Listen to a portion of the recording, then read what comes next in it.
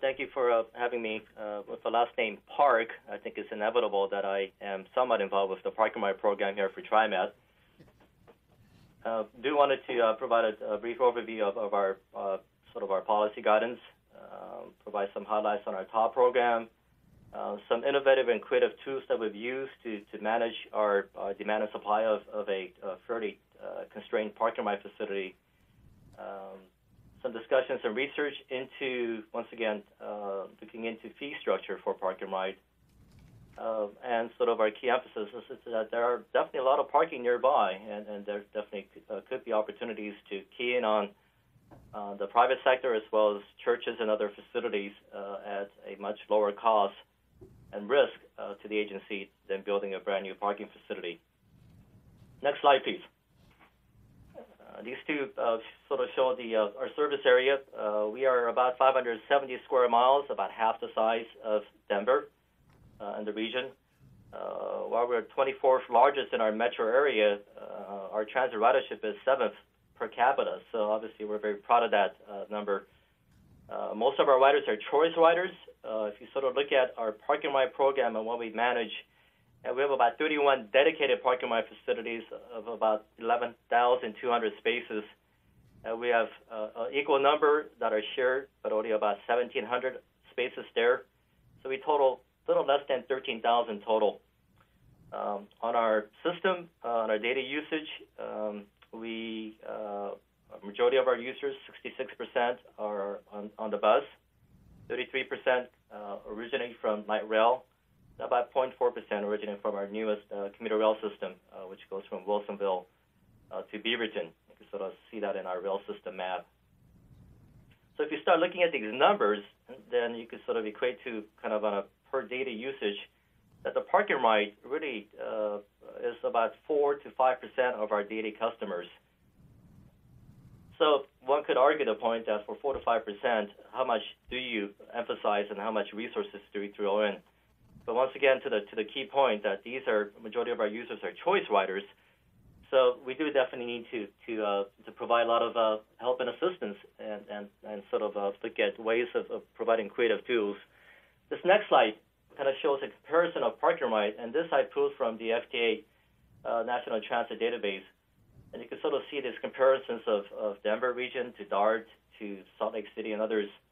You can sort of see a great correlation here, and just purely looking at these, you could look at it compared to spaces per boarding, which obviously TriMet is 0.03 compared to Denver at 0.08. But once again, if you kind of look at it purely on a boarding per space, let's assume that there are these number of spaces and boardings, you sort of see that by undersizing or having a lesser number of parking spaces, there's a huge correlation and a difference. Next slide, please. So why is Parking Ride important to us? Obviously, it definitely provides transit options. It formalizes the notion of parking space. I think for most choice rider or just about anybody, it's definitely more comfortable to associate a parking space with something that says TriMet rather than perhaps hiding parking from a neighborhood street, which obviously, once you start looking at the numbers, there's, I would assume, close to about another 33% of the folks in our region on a daily most split who are indeed doing that. Once again, to the point of capturing ridership, and then we are able to replace some lower performing bus routes by basically providing a Parking My facility in lieu of that. Next slide, please. Our Parking My policy, which basically kind of original policy started somewhere in 1980, but then it sort of evolved in 2005 as we sort of reached the peak of our Parking My usage. This is when overall as a system, we're hitting ridership and usage close to about 70-75%. A lot of inquiries and concerns about not having adequate parking. So we provided a forum and invited some key stakeholders, including Rick Williams, who obviously works here in Portland, and sort of provided an ability for us to provide a Parking My policy, which definitely is posted, and there's a link there on the resource that you could review a little later. Next slide, please. This sort of shows the usage from 1990 for the past decade of our parking right program. And it's sort of broken down into the various quarters or different lines that rail system. Majority of the parking right, once again, is on the rail. You can sort of see how, for the most part, it's been really flat. This past year, with February, with our commuter rail system, as well as most recently last month with our Green Line light rail opening, we added close to 3,000 additional parking right spaces. Definitely at a time here in Portland, in the region, in Oregon, where we are really in the midst of a major recession. We've definitely seen our ridership decline, and with it, the correlation of our parking right usage also declining quite a bit. Some of these recent parking rights that we built are currently, on average, only being used about 30%. Next slide, please. Where there is overcrowding, obviously, these are common issues and themes. Questions about security. Could there be some ability to reserve spaces? Trying to minimize the overflow onto neighborhood streets. Next slide, please. Looking at, once again, like your crowded parking rights in the Denver region, some of our most oversubscribed ones fill up at 7 a.m. There's obviously abundance of complaints that are driven of needing and wanting TriMet to build more. We definitely do not. And then there are obviously concerns about safety and security. The next slide here shows the current parking right usage. There are two slides. This one is for the 31 parking right facilities that TriMet controls. And you can sort of see the different colors, but there's indeed quite a bit of excess capacity. And you can sort of see Sunset and Gateway, where we do work with the region, and we, especially with the city of Portland, majority of our ridership is still geared towards employment base in the downtown region. That we have an unwritten rule that generally we do not build parking rights or support it that is less than 5 miles from the central city. And both Sunset, Gateway, Delta Park, and Barber are classic examples. If you start putting a ring around it, where we're sort of right in the market shed. You can sort of see both Barber, Sunset, and Gateway definitely being full. Yet, just immediately of other parking right lots further to the west, north, southeast, there is definitely abundance of parking available. The next slide shows the 30 or so share use parking lots that we have. Most of these are somewhat dated, but majority of them are also geared towards churches.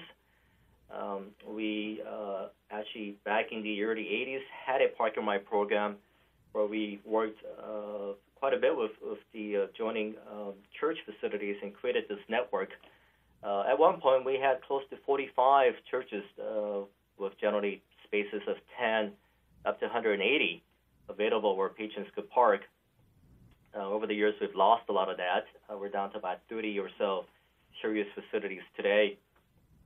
And generally, the net laws have contributed to sort of the general changes that are occurring here in the region. The church and church owners sort of somewhat careful and savvy about liability, also savvy about some of the wear and tear that may occur on some of these parking lots. So where we can and where there are indeed good usage, we do provide some incentives, such as a monetary contribution in a yearly basis that supports some of these parking facilities. Next slide, please. These probably shouldn't be shared with FTA, but I just want to share this with you. What we do definitely is we try not to build parking at a regional town center. For the most part, we try to avoid parking facilities that are over 600 spaces. But once again, to the FTA criteria and the T-sub number spaces at both of these facilities, and we provide a nominal charge of 50 cents an hour, and it's a 5-hour maximum use. And what we've seen since this was implemented in 2000, it's probably about 4-year-old program now, is that the turnover of these spaces are tremendous. At peak of the peak, at sunset, almost all of the spaces are actually full. So in lieu of a parking space being occupied for 12 hours, we're seeing at times maybe 2 or almost 2.5 times the turnover. This next slide sort of shows at least our research into comparable transit systems out there and what they charge, and I think some of the past slide presentations touched on some of these. Obviously, we're also looking at abilities, looking at, once again, the equation of what is out there that's charged in downtown obviously equates to what one could charge, say, at a transit facility for parking. Oops. Next slide, please. So in summary, obviously, we are trying in our policies to provide access to a wider market of our customers. Once again, our key theme is to leverage our investments instead of expanding parking, which obviously with our recent light rail systems and a West project we have, but we are also trying to invest and leverage what we have out there. Where we can, we definitely are encouraged by TOD opportunities. There are a few more that we're working on. And we are definitely looking at creative management tools from advanced signage to perhaps some smart meters to get us to the next steps. That, in conclusion, are my slides.